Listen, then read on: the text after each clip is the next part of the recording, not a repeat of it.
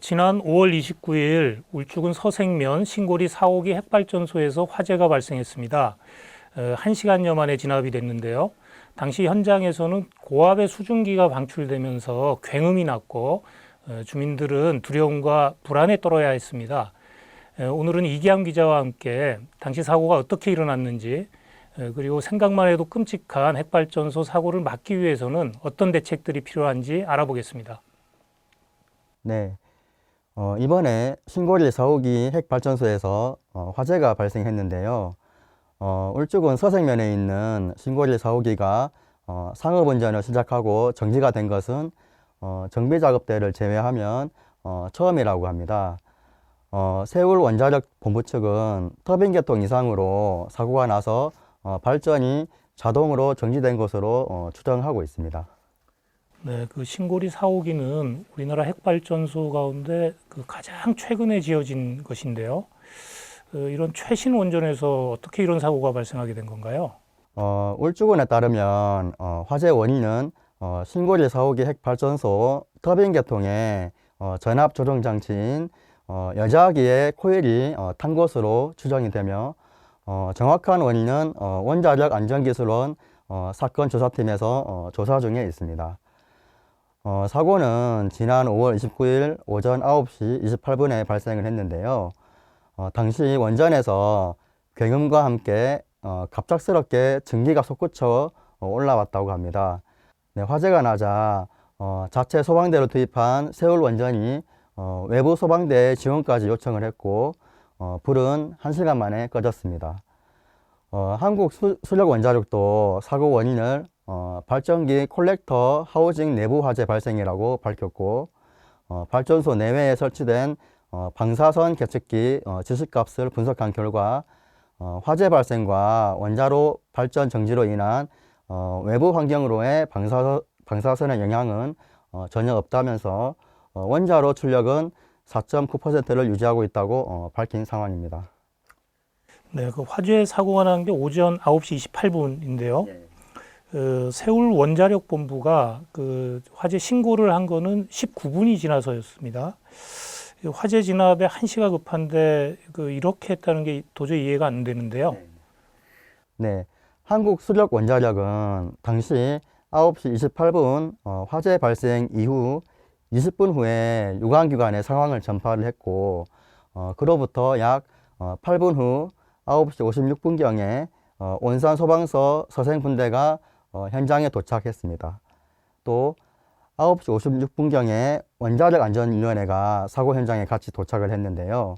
화재 발생과 신고 시점이 19분 차이가 났는데 세울원자력본부의 신고보다 폭발음을 접한 주민신고가 먼저 접수가 되기도 했습니다. 이에 대해 세울원자력본부 측은 초동소방대와 자체소방대가 화재 진압을 실시하면서 화재 규모, 확산 여부 등을 확인을 했고 발전 부장은 동시에 원자로 및 터빈 개통의 안정화 조치를 최우선적으로 시행한 다음에 지체 없이 외부 소방대에 신고를 했다고 밝혔습니다. 신고 지연은 없었다는 설명인데요. 또 화재 진압에 대해서도 자체 소방대가 화재를 대부분 진화를 했고 외부 소방대 도착 후 합동으로 잔부를 진화해 공식적으로 10시 29분 화재 진압을 완료를 확인했다고 밝혔습니다.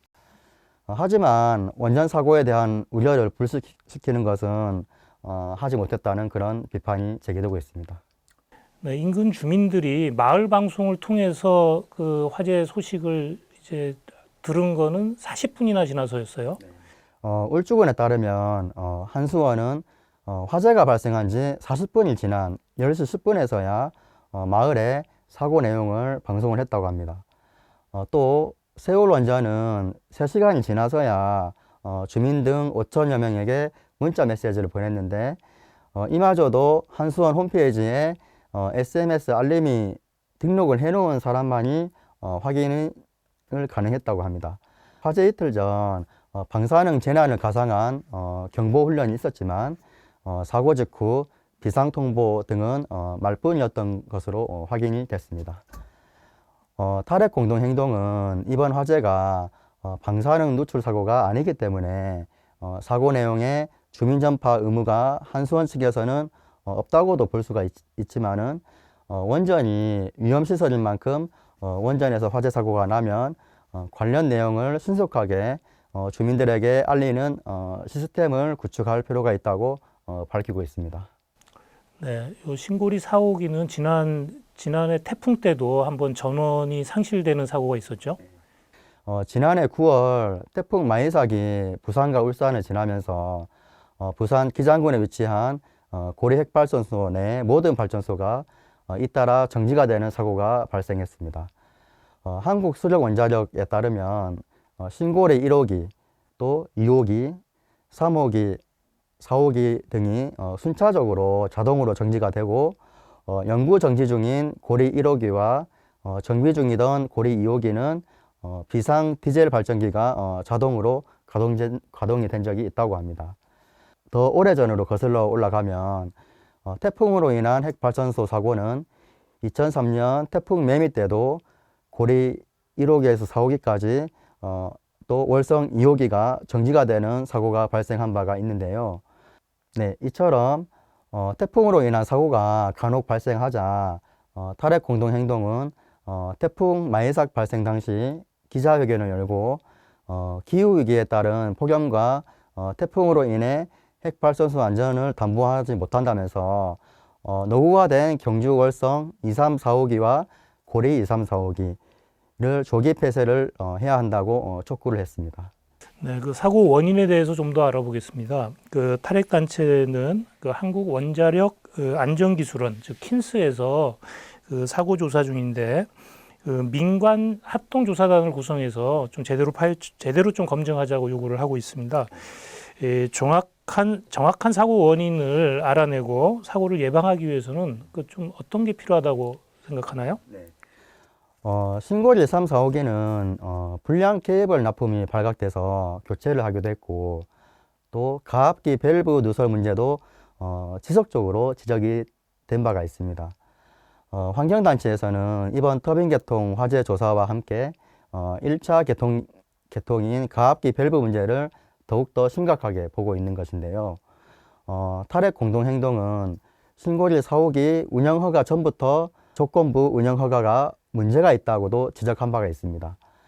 이에 민관합동조사단을 구성해서 안전성을 충분히 검증해야 한다고 요구를 했지만은 당시에 이게 받아들여지지 않았다고 합니다.